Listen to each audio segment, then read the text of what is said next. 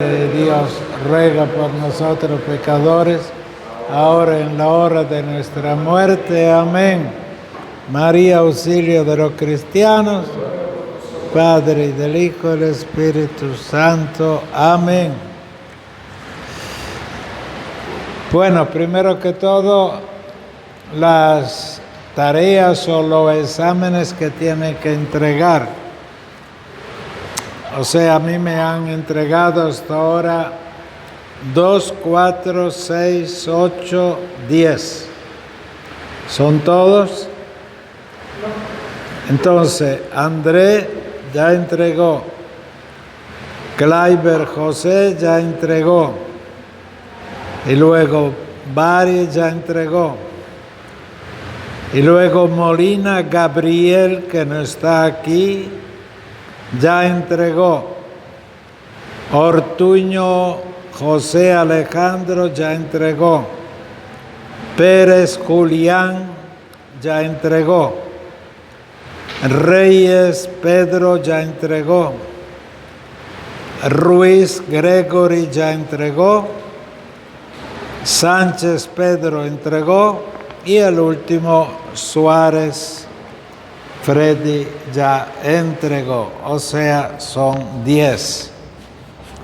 Y los otros que me oyen desde lugares diferentes, sepan que esta semana pues es prácticamente el último chance para entregar.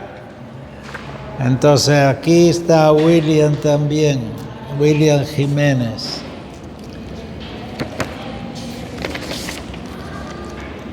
No.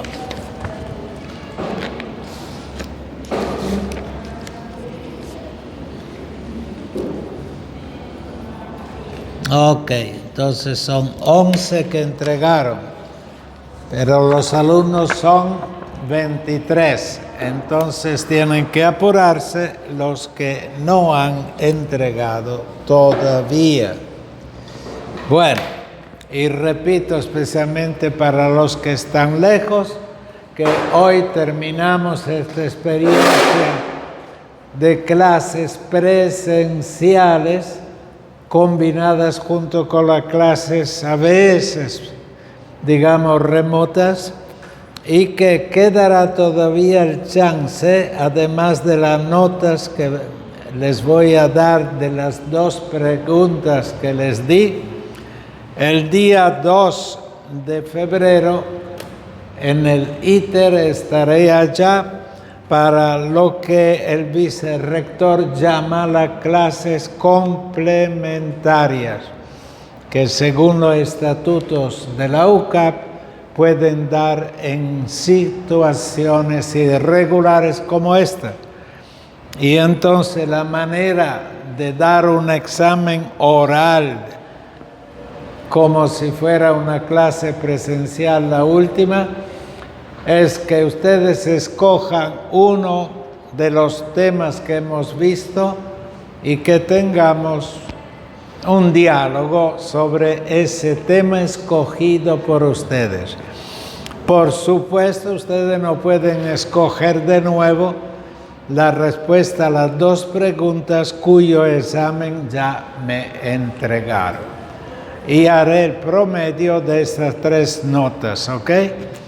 Las 2 que ya me entregaron, los que la entregaron, y luego ese diálogo complementario.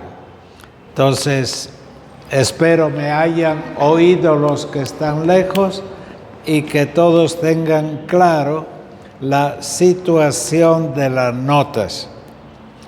Hoy vamos a terminar con el último tema.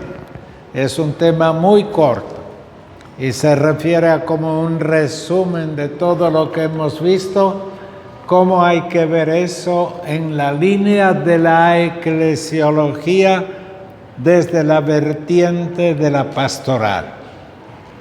Entonces el tema es el número 7 de eclesiología.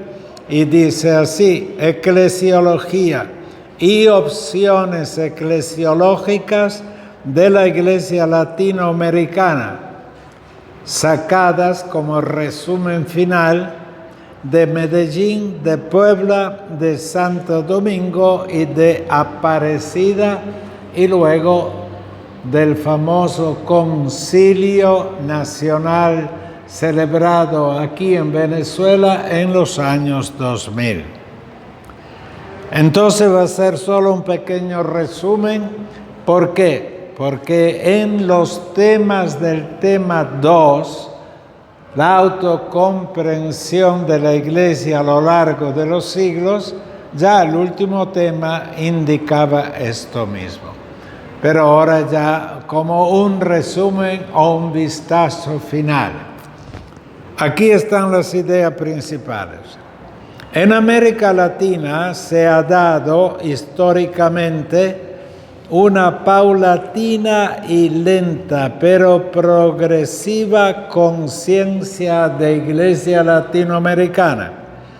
Desde la primera celebración hecha en Roma a fines del siglo XIX, cuando era Papa León XIII. Y el Papa de aquel entonces, que estaba ya enfermo, etcétera, convocó en Roma a los obispos latinoamericanos, los obispos de aquel tiempo, por supuesto, y con la mentalidad de aquel tiempo, que no era prácticamente la mentalidad de ser obispos en un continente y obispos en América Latina con su particularidad eclesial.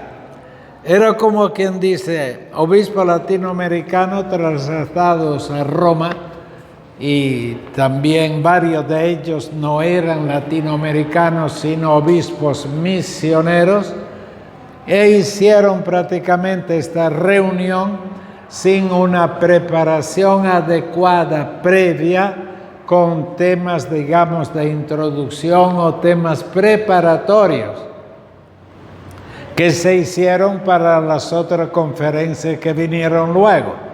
Cada una de las 4 conferencias tuvo 2 años de preparación, a través de comisiones, a través de expertos, de un documento final que luego fue estudiado o rechazado también en la conferencia, pero el estilo como tal de estar penetrados de la realidad latinoamericana en este documento más protocolar que de contenido fue aquel celebrado en Roma en 1899, o sea, el último año del siglo prácticamente. Ok. En América Latina se han producido durante las últimas décadas en la reflexión y en la praxis. Todos los documentos previos a la celebración de las otras 4 conferencias brotaron de comisiones bien encarnadas y tenían 2 puntos de referencia.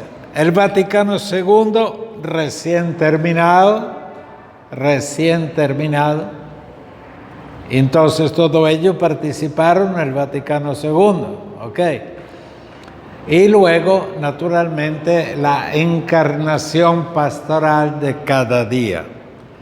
Entonces, en la reflexión y en la praxis, sobre todo la praxis, sobre todo Medellín, digamos así, diversas tensiones y fluctuaciones entre iglesia acontecimiento e iglesia institución.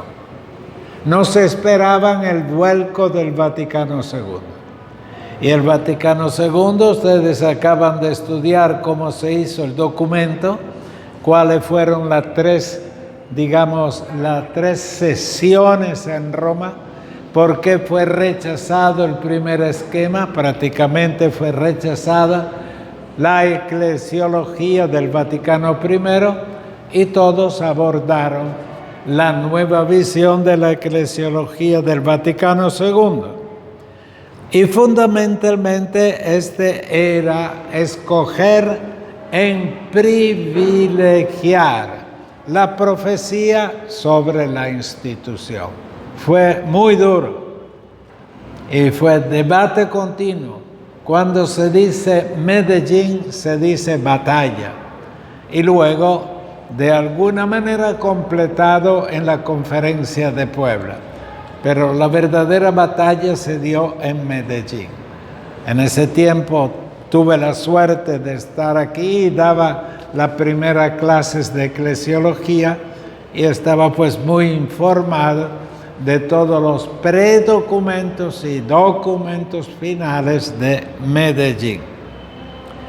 Medellín naturalmente va en la línea de la profecía, va en la línea de la opción por los pobres, va en la línea de la simplicidad de la acción eclesiológica de la jerarquía y el repensamiento de cuáles eran los íconos que hay que privilegiar. En ese sentido fue la que rompió la brecha. Medellín representa la confluencia de todos los esfuerzos eclesiológicos y eclesiales. Eclesiológicos, cuando digo eclesiología, entiendo la doctrina. En cambio, eclesiales es la estructura misma de la iglesia como tal y especialmente las orientaciones de los pastores. Perdone, ok. Y renovadores de la iglesia en América Latina a la luz del Vaticano II. Todo lo que salió en la preparación de Medellín era no más ni menos consecuencias del documento Lumen Gentium e indirectamente de Gaudium Spes, pero sobre todo Lumen Gentium. Todos los obispos tuvieron que estudiarlo detenidamente porque ellos lo habían inclusive firmado y aceptado durante el Vaticano II. No tenían excusas. Las afirmaciones eclesiológicas de Medellín son fundamentales. Fundamentales significa esenciales para entender el documento de Medellín. Sin la visión de Lumen Gentium no se entiende el documento de Medellín. Y luego, o sea, tienen valor fundante. Fundamentales significa que hay un fundamento y desde ese fundamento se coligen las consecuencias. En la elaboración de una nueva autocomprensión de la Iglesia en América Latina.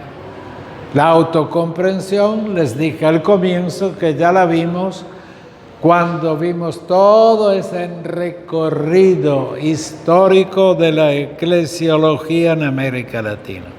Aún hoy, si uno dice cuál es la novedad de la eclesiología en América Latina, uno no pierde el tiempo en dar un recuento de lo que medio se discutió o más se oyó en la primera reunión que fue la celebrada en Roma, sino se arranca directamente desde Medellín. Puebla es el siguiente. Después de 10 años de Medellín, viene entonces la conferencia de Puebla. Y la conferencia de Puebla, en cierto sentido, fue empujada por muchos obispos ya presentes en Medellín. Como quien dice, exageramos en Medellín, especialmente en las opciones pastorales, y ojalá que ahora en Puebla la cosa se vaya ajustando moderadamente. Pues los que pensaban así se equivocaron, porque Puebla fue una clara reafirmación de toda la eclesiología presentada en Medellín y en las opciones pastorales, por supuesto. Y allí entra ya el ícono de iglesia como comunión, sacramento de comunión. Y luego de una iglesia servidora y una iglesia misionera. Pero no con la intensidad que estos 2 íconos tendrán luego en la conferencia de Aparecida. Pero ya vislumbraron esta realidad, especialmente en las opciones de tipo pastoral. Ciertamente el documento de Puebla está más acabado, más pensado, más batallado también y más completo que el documento de Medellín. Medellín fue como una avanzada profética, pero no tanto cuando se habla de eclesiología de Puebla, se habla ya de un ícono sopesado y aprobado y ya descrito por eclesiólogos, tanto en las facultades de teología, especialmente de eclesiología, y luego en los seminarios, por supuesto. Fue asumido por los obispos como una carta magna. Cuando decimos carta magna entendemos la constitución de una nación, o sea, el documento clave en ese argumento. Y ciertamente Puebla fue mucho más acabado que Medellín. Luego viene otro más, Santo Domingo. Santo Domingo, prácticamente en la opinión de los eclesiólogos, es un documento de bajo relieve, o sea, repetido los puntos anteriores y con menos fuerza. El cardenal Sodano, que era el secretario de Estado, fue enviado personalmente a presidir la conferencia de Santo Domingo de parte del Papa Juan Pablo II. Eso enseguida fue criticado mucho. Dice, ¿cómo? Teníamos necesidad de uno de afuera que nos viniera aquí a vigilar y a controlar, como si no tuviéramos bastante profesores y gente experta para discutir con nosotros y decidir con nosotros. Pero se vio claro en muchas intervenciones, tanto explícitas como implícitas, del cardenal Sodano, que tenía ese cumplimiento que hacer.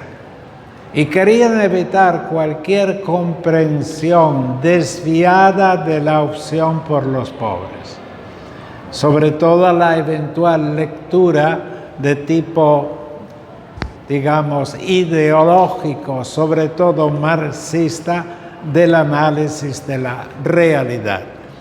De tal manera que es un documento pacífico, pero no muy aceptado por la Asamblea como tal. Aquí trato de poner esto, pero en forma suave. Santo Domingo afirma la continuación de las líneas eclesiológicas de Medellín y Puebla. Faltaría más. Eso era prácticamente de lógica eclesiológica, que una conferencia como la siguiente no podía de alguna manera criticar la primera y la segunda como son Medellín y Puebla. Al mismo tiempo no indica la eventual novedad y amplía el ámbito de los destinatarios a quienes va dirigida su acción. O sea, lo de la opción por los pobres no es negado ni mucho menos, pero no tiene la intensidad ni de Medellín ni de Puebla. Y luego, pero no realiza el desarrollo eclesiológico adecuado a las esperanzas y a los problemas presentados. Fue hecha esta conferencia en una de las islas del Caribe, a los 10 años de haber sido celebrada Puebla y en continuidad con las anteriores. A veces sus planteamientos representan un retroceso con respecto a Medellín y Puebla. Estas palabras de críticas no son mías, ¿ok? Es prácticamente el resumen de comentarios y más comentarios que se dieron sobre Santo Domingo. Y cuando se habla a nivel eclesiológico, en clase, en las universidades de las conferencias latinoamericanas, a menudo sucede que Santo Domingo queda prácticamente confinada al silencio o casi. En cambio, sí se privilegia Medellín, Puebla y luego hoy Aparecida. Y así se llega a Aparecida en otro clima. También la reciente visita del Santo Padre, en fin. Y luego, vaya caso, nombraron a coordinador general de la conferencia, no el secretario de Estado que supuestamente tenía que venir de Roma. Y en cambio fue nombrado, elegido por la Asamblea de Aparecida, ahí mismo en la Asamblea. Y el elegido era el arzobispo de Buenos Aires, que vaya caso, después será el Papa Francisco. Y era muy estimado. Y entre tantas corrientes, etcétera, estudiaron bien el currículum vitae de Francisco y el nombramiento de él fue muy pacífico. O sea, hubo una aceptación general. Y él subrayó, sea la completez eclesiológica como tal, aunque él como persona no es un experto en eclesiología.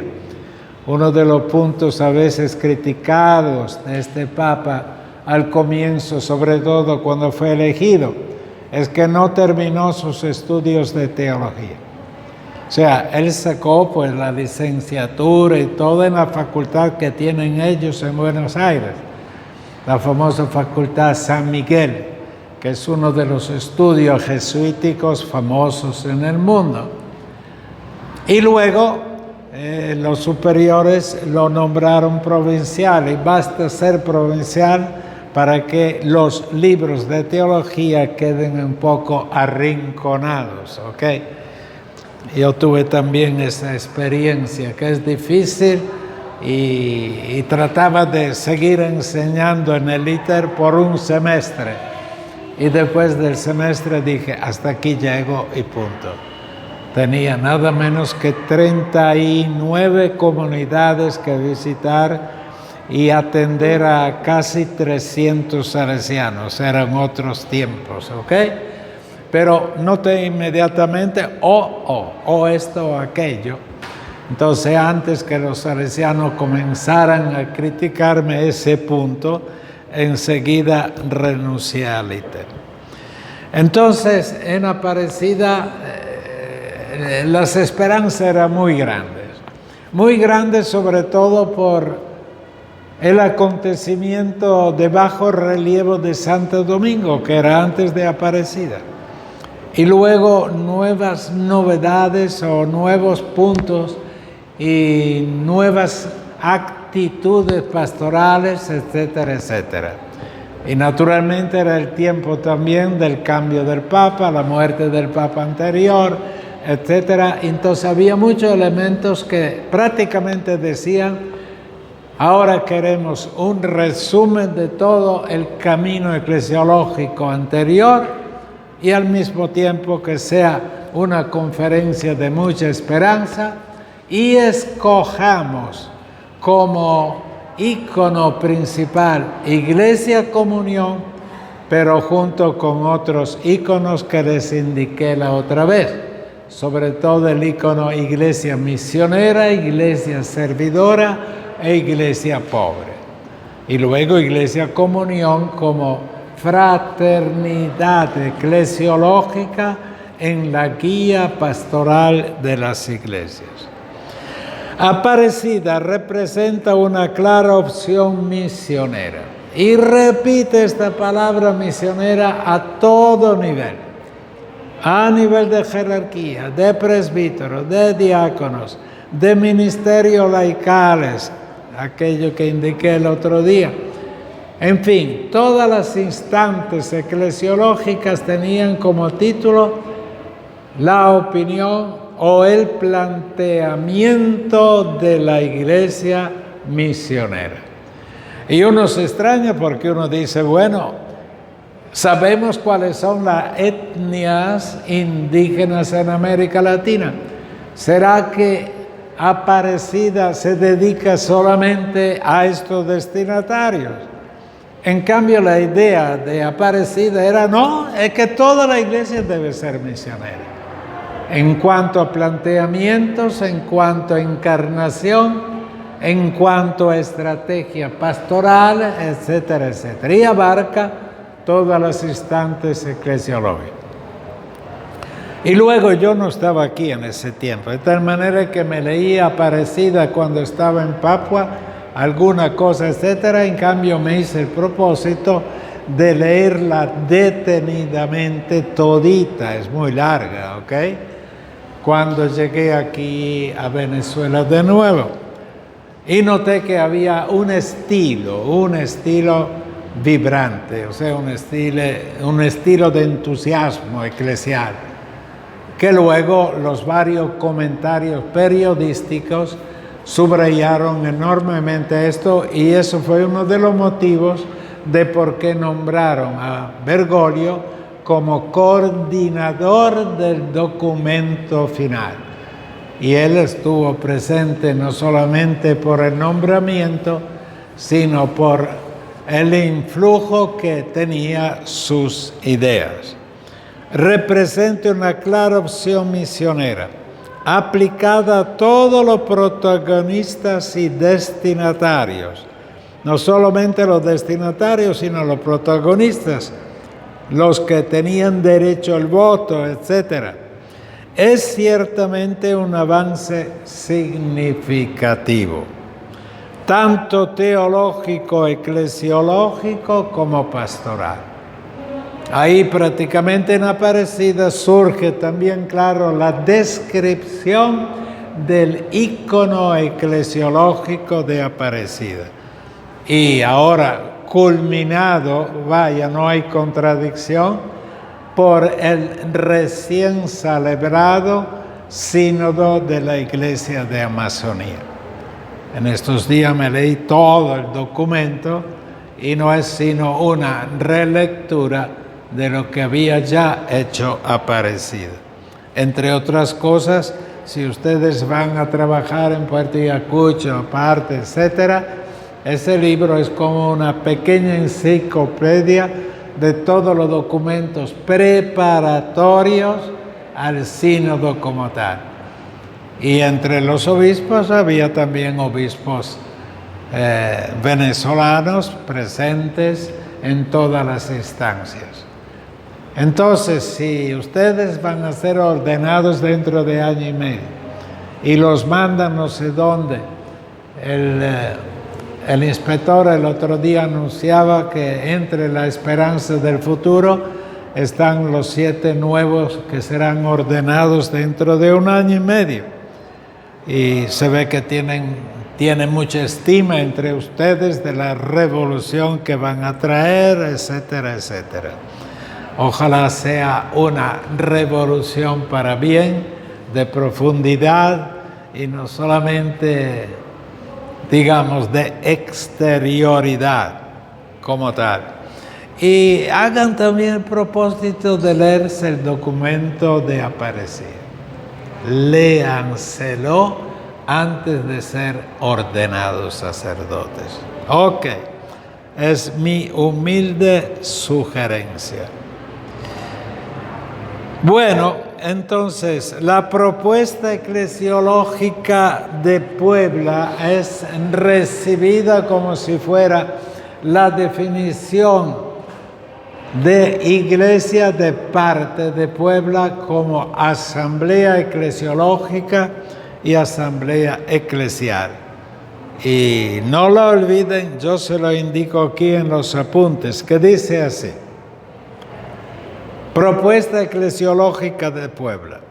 Una iglesia, aspiramos a tener una iglesia, significa el ícono que escogemos es el siguiente: una iglesia que siguiendo a Jesús de Nazaret, entonces parte de la historia, no parte de una elucubración o no parte de Jesús resucitado y desde la divinidad bajar hasta Jesús de Nazaret. No, la opción es de la historia. Quiere esta iglesia, mirando Jesús de Nazaret, quiere existir y hacerse presente.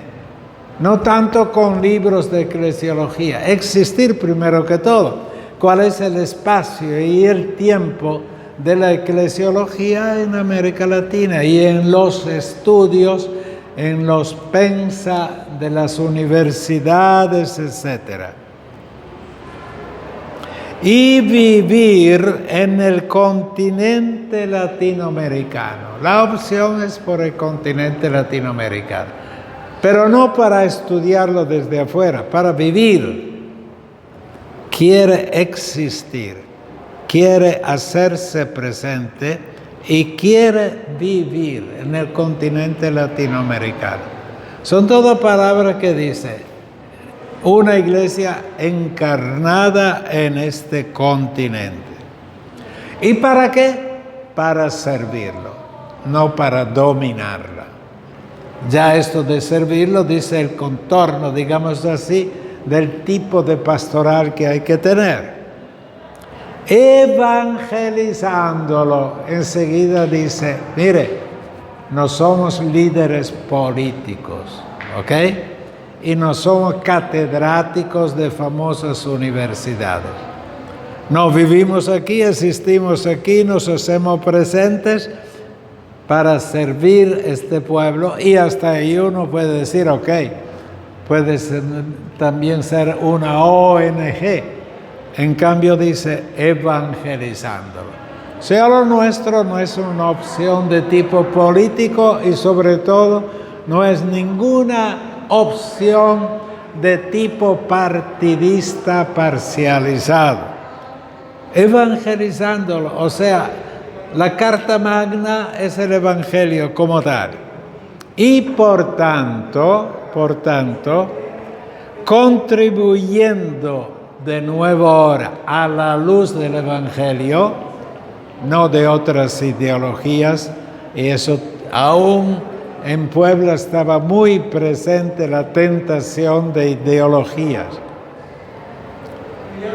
A la luz del Evangelio, que trata de vivir y anunciar, vivir en carne propia y anunciar el querigma, la liberación integral de los hombres que viven en el continente.